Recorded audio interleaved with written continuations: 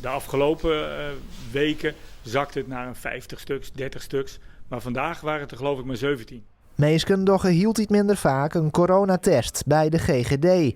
Van UTA is dat in de meeste gevallen ook net meer nodig. Test je met de zelftest en dan hoef je geen confirmatietest meer te doen bij de GGD.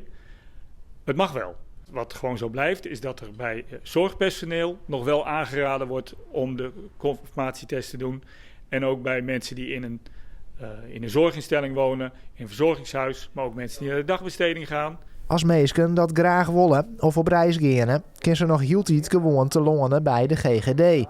Een aantal locaties, onder meer in Dokkum en Kolm, sluit likwijls deze week de dwarren. Deze locatie gaat dicht en dan gaan we samen met de vaccinatielocatie in die locatie op het industrieterrein. Hybride werken, 's ochtends testen, 's middags vaccineren en tussendoor maak je natuurlijk de hele boel grondig schoon, dat er geen virus achterblijft. De verwachting is dat het de komende maanden rustig blijft.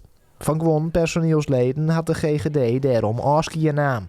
Maar er wordt wel rekening houden met een nieuwe opleving van het virus. Dat we eigenlijk wat vet op de botten moeten hebben, zodat we na de zomer weer op kunnen starten om te kunnen groeien.